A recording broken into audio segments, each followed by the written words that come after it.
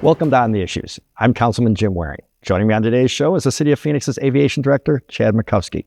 Chad, welcome to the show. I really appreciate you taking the time. Thanks, Councilman. It's always great to be here with you. Well, as we're going to get into in the show, you have a huge job. So I do appreciate you being here. But one thing I'm curious about, and I thought viewers at home might be curious about, how does one become an aviation director for the City of Phoenix? Well, there are schools for that, but I have to tell you that I owe it to my grandmother. So as a little child in a very small town in northern Wisconsin, my grandmother saw me looking up at airplanes and saw that I had the spark in my eye when I was looking at them. And it was her that actually provided me with the opportunity to ride my first aircraft in the right seat and get to see what all the controls and instruments were like. And that just really set the stage for me. And I initially went to school thinking I was going to be a pilot. But then when you think about the life of a pilot, they do important work for us, but living out of a hotel and going from city to city all the time, I really wanted to have a career in aviation that was more focused on something where I could return home every night and be established in the community. And so I actually finished my undergraduate degree in aviation management. And from there, just through a lot of really hard work working with both the airlines and in a lot of different airport roles, here I am today as the airport director at Sky Harbor Airport. Well, you worked with us in Phoenix when I first came on the council, and then you went away for a few years. You want to talk a little bit about that, and then came back? I did, yes. Yeah. So I worked for the City of Phoenix a total of 20 years. My very first job at the City of Phoenix, by the way, was a paging operator. So this is before the age of cell phones, right? And you needed to meet somebody at, pick up the white courtesy phone, whatever. I was the person behind that voice that you might have heard. The airport equivalent of a mailroom. That's right. Yeah. So I worked my way up thanks to the great employer that the City of Phoenix is. I worked my way up over the course of that 20 years to the role of Assistant Aviation Director. But then this opportunity became available in Dallas-Fort Worth, and I took advantage of an opportunity to work in a different airport setting to get a little different set of experiences working for an airport. I was the Executive Vice President of Operations at DFW for 4 years. But then I had heard that the Aviation Director at the City of Phoenix was about to retire.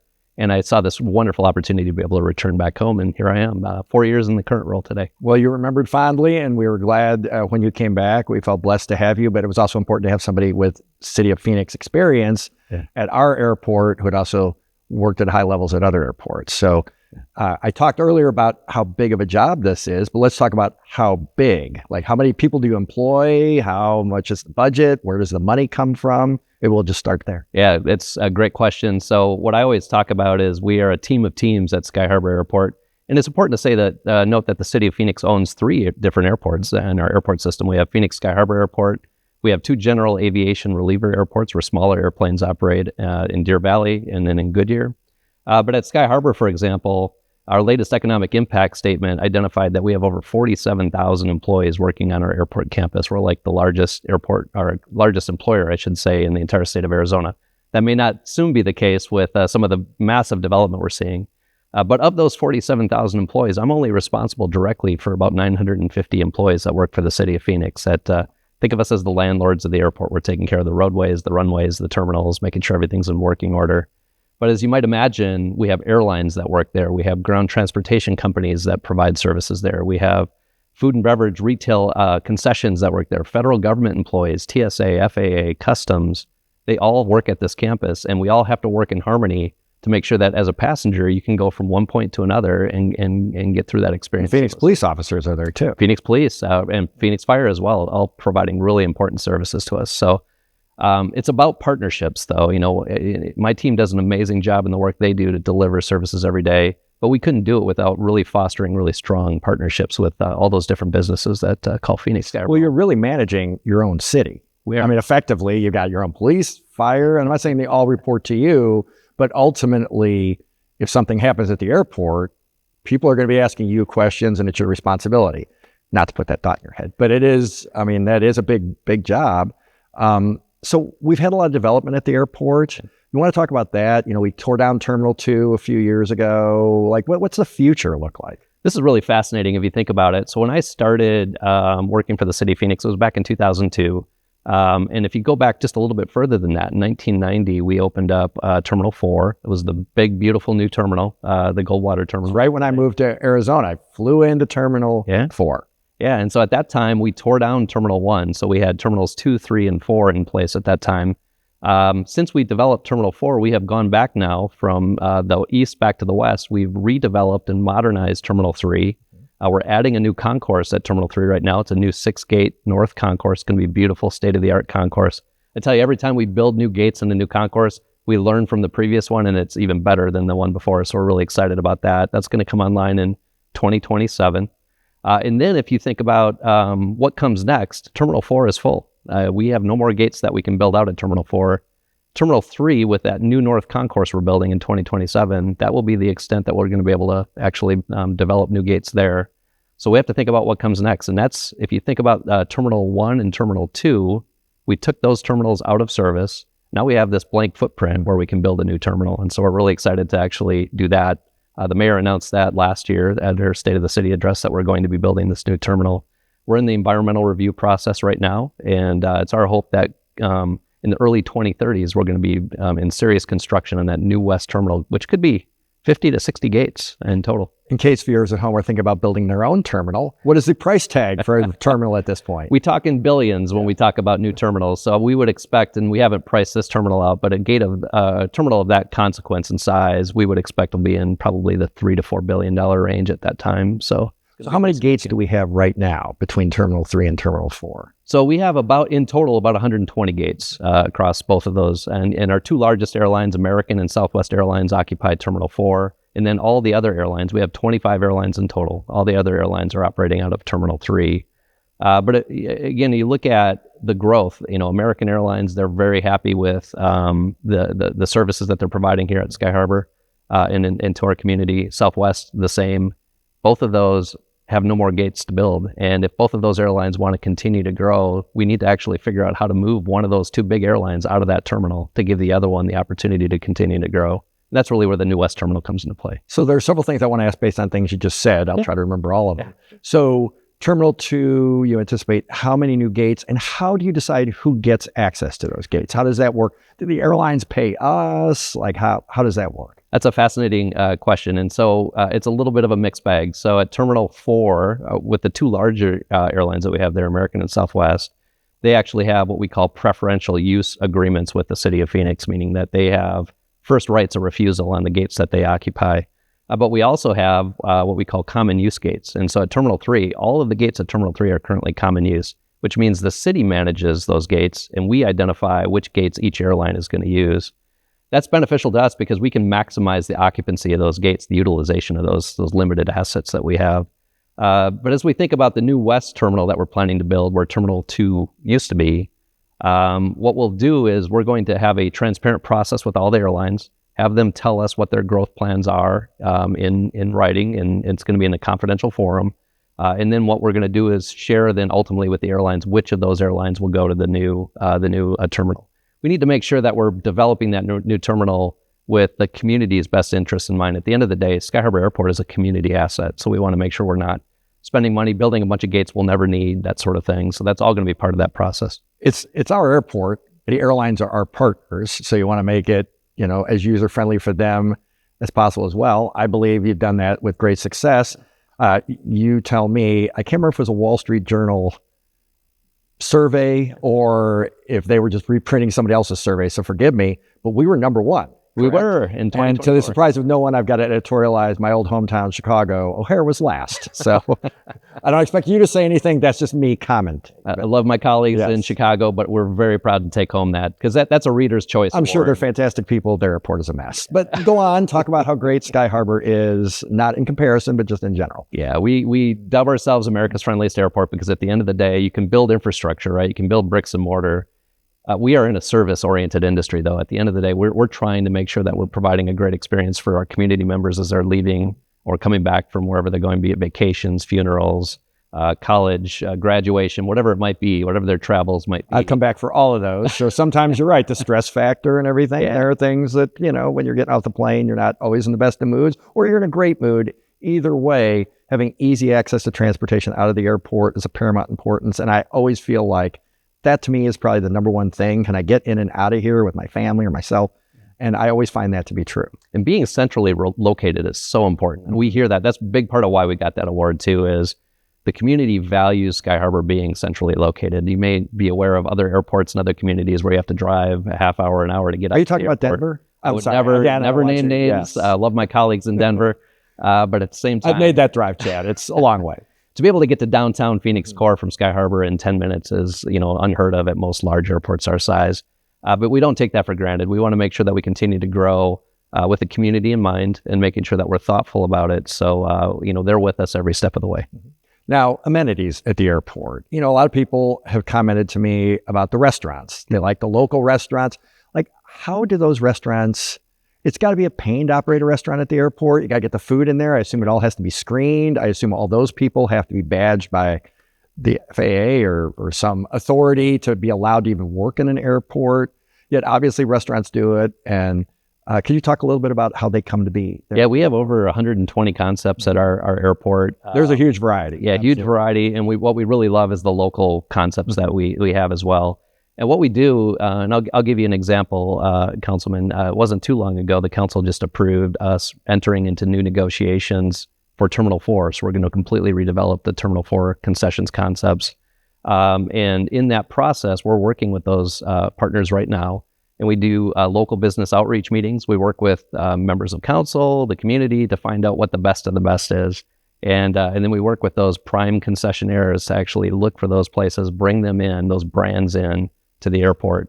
Now, you're right, it's very expensive. I mean, costs per square foot, it's close to $1,000 a square foot to develop out a brand new restaurant at the airport. So just the cost of integrating into our operation, the security background checks, like you said, all of that merchandise that comes in goes through vehicle gates that then require a comprehensive security inspection. The security badging process for all those employees all happens, and we help manage that process as well.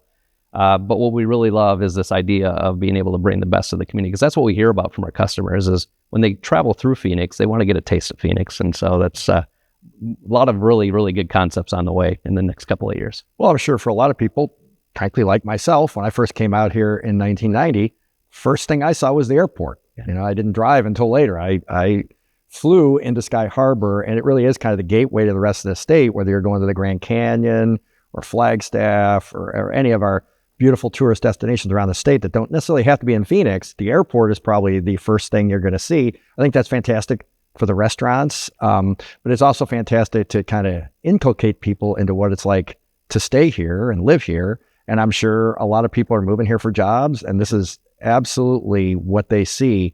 And I think, now these are dated numbers, but I'm going to try to remember, we used to be in the top 10 in terms of overall flights, and then we dropped out because now the planes are there are fewer flights with more people. So the actual number of people has gone up, if memory serves, but the number of flights has dropped. But I think we're still in top 10, are we not, in terms of number of people passing through the airport? It's actually just the opposite. So, opposite. Yeah. I told you it was dangerous for me to try to do it from memory. But it's true. I mean, so it's what a success story. In 2024, we had the most number of people ever traveling through our airport. We typically see 140,000 people a day coming through Sky Harbor. And I think it used to be 44 million. Is it more? Yeah, so we used to be at about 44. We just last year surpassed the 50 million mark. We actually ended up with 52.3 million passengers traveling through our airport.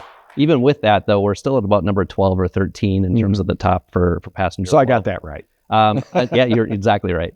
On the takeoffs and landings, this is a remarkable story, though. We have just under 500,000 takeoffs and landings a year. So almost every 60 seconds, a plane's taking off or landing at Sky Harbor. If you look at our runway operation, though, we are a 3-runway airport. And if you look at all the airports around the world, we're right now, just behind Guangzhou, China, the second busiest 3-runway airport in the world when it comes to takeoffs and landings. And so it really speaks to how efficient we need to keep that airport running. And I really do thank the climate a lot, too, because the beautiful Arizona weather allows for us to streamline flights in and out of the airport. That makes for less delays and a much better experience for our customers. You know why I believe you when you tell me you're really busy? Because my office window looks right at the flight paths. Well, it really is fascinating when you see the planes. It's like, wow, it's pretty much less than one a minute. I mean, it's during peak times, I mean, it is amazing. But safety. Now, that's something people have brought up. There have been articles in the paper about safety, not so much at Sky Harbor, although there has been a little bit of that. Just incidents over, I think they've gone back maybe 10 years or something. I think we've had a couple. But then you put it in the context of how many flights did you say? 500,000 or something? I mean, spread that out over 10 years, say 450,000, you're talking about millions of flights. It is amazing, the safety record. I understand other airports have had issues. Obviously, been issues with helicopters and so forth in the news here recently. But managing all that, I've been up in the tower. It is insane what all has to happen to make this work. And a relatively nascent technology. Flight's only been around for, since 1903. So 120 years, all this starting from scratch. It's really amazing. Yeah, and on the safety front, we were fortunate to have some of the best air traffic controllers in the world working right here at Phoenix Sky Harbor Airport.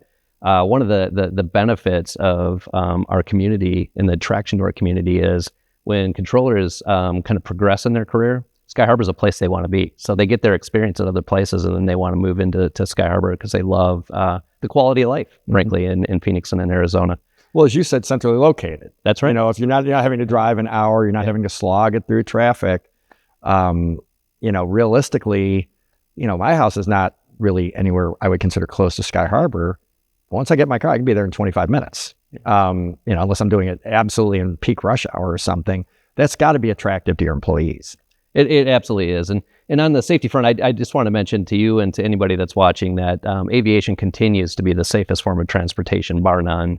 And I also want to share that in light of this, your drive home is a lot more dicey, frankly. Without a doubt. No offense to our friends at ADOT or our local surface streets. If I could fly home, I would. So. Yes. So we really are taking the incidents that have happened over the past few months very seriously. But I will tell you that the safety is something that we're very, very closely paying attention to. And what I want you to rest assured of is that in aviation, it's designed to fail safe. So essentially, if for some reason there are fewer controllers because maybe some controllers called in sick, they're going to reduce the flow into the airport. And that just means that the controllers that are remaining are going to be able to manage that workload that they have.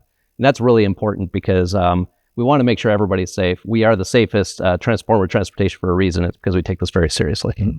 And then getting around the airport. So SkyTrain's been built during my time on the council. Obviously, people before that were used to kind of driving up to the curb and everything. I've used the SkyTrain and become a believer in that. That seems to move pretty quickly. There's surface parking available. When you drive a 16-year-old car like I do, you're taking your life in your hands, but you're also not as concerned about the sun and everything. So I can park outside and move pretty quickly, but there's also covered parking, of course. But now you have all the technological advances with Waymo, self-driving cars and everything.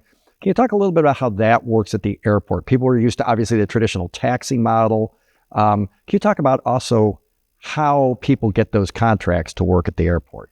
Yeah, ground transportation companies, so Waymo is another form of ground transportation, and any ground transportation company that wants to serve the airport can. And what we do is we issue a permit for them. Mm-hmm. They do pay an access fee for the opportunity to access the airport because we're providing a commercial market, mm-hmm. and they're placing a demand on our facilities. Yeah, absolutely. And I think it's important to note, too, that we use no local taxpayer dollars at the airport, so only the people that use the airport contribute revenue to the airport. That's the money we use to reinvest into the airport back to the community. So if I can interrupt you for a second, as a council person, we vote obviously on the general budget, police, yes. and everything, but also, we help direct you with your guidance on how we're going to spend money at the airport. Right. But that is not us taxing citizens effectively. It is a user fee, kind of like a toll road would be.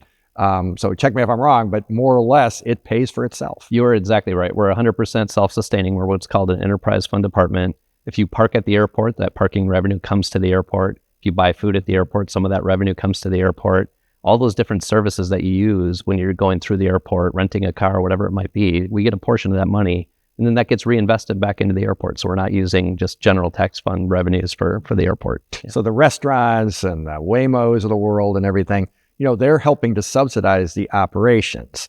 The airlines, I'm sure, pay negotiated fees and everything as well because you're providing a place for them to land, which is a pretty big part of the operation, actually. So without it, they wouldn't have much of an airline. Yeah. So that's I sort of feel like we're doing our fair share to earn a little, taste of the gig, as they said in the Blues Brothers. So realistically, though, you can get around pretty quickly.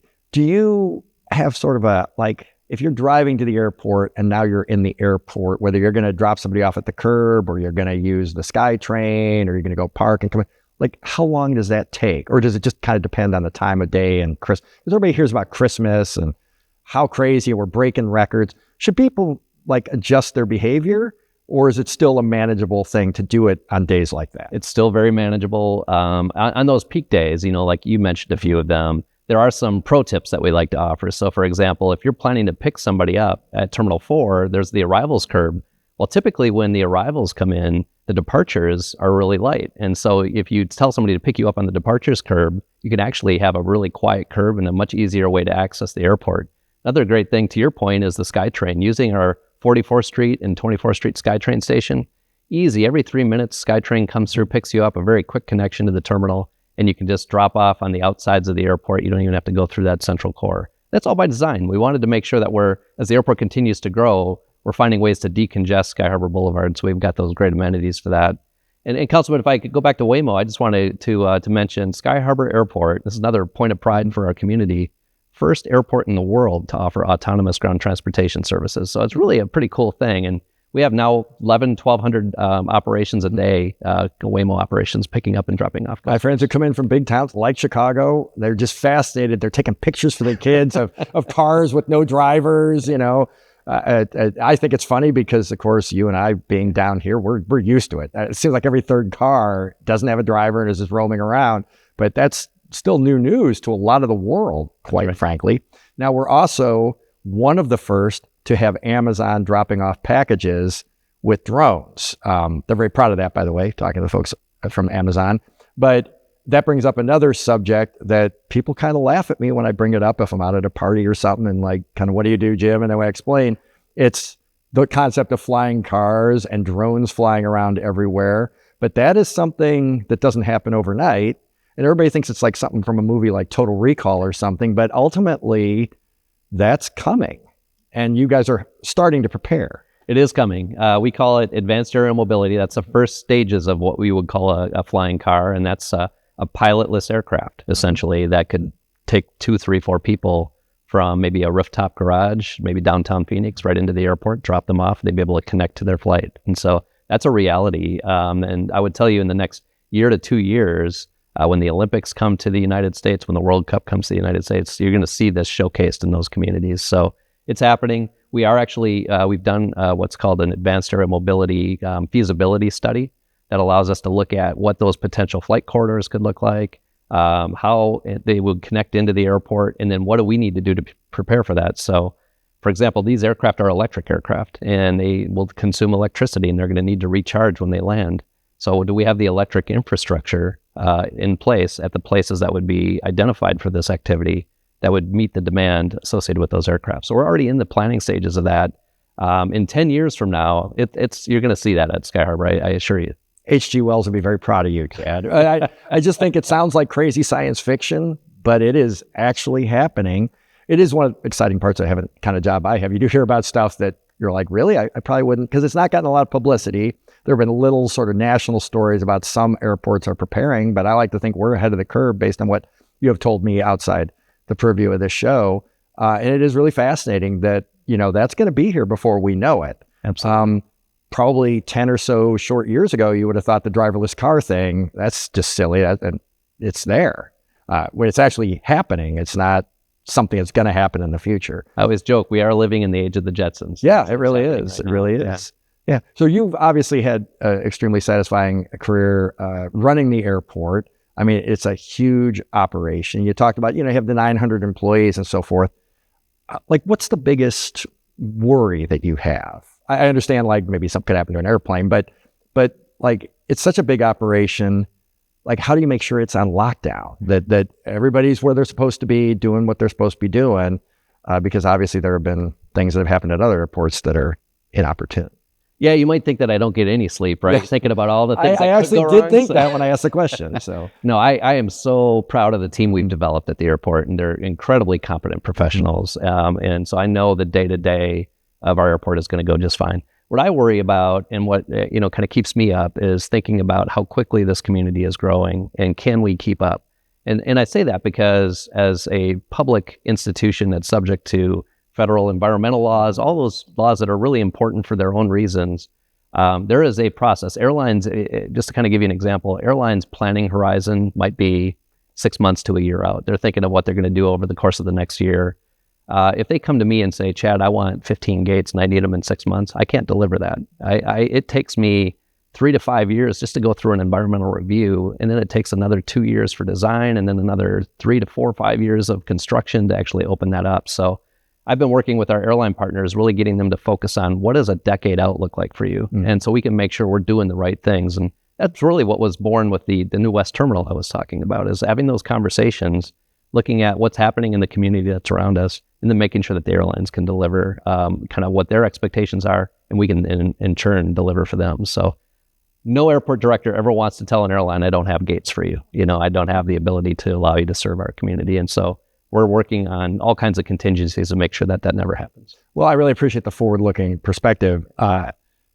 Honestly, the flying cars, for lack of whatever it is, fancy term they're going to come up with, that's more or less what we're talking about. That's not something that you can just do it tomorrow. That's something that you pretty much have to plan for really decades, probably starting to plan when it sounds kind of silly to be planning for it. But it needs to be done, or you're not going to be able to do it and you're going to fall behind. This is a competitive world. As we found, you want people to come here. You can't just rely on good weather. You got to have the services and amenities and stuff that businesses, you alluded to it earlier. I don't think you said the name. You got TSMC moving here. I think that's 66 billion with a B dollar project. I think it's the biggest infrastructure project in the United States. They're going to have expectation, of having the best airport. So I'm glad that you got that award from the Wall Street Journal as our respected outlet, and people who, frankly, probably their customers that they're surveying, I'm assuming, are owning businesses and stuff, and that's why they're coming here. But I do think, having a great airport is of paramount importance for our economic development people to do what they need to do so that we can provide jobs, as you talked about, for the growth that's inevitably coming. We happen to live in a place that everybody wants to live. So I think going forward, I'm really pleased about the airport being in good hands.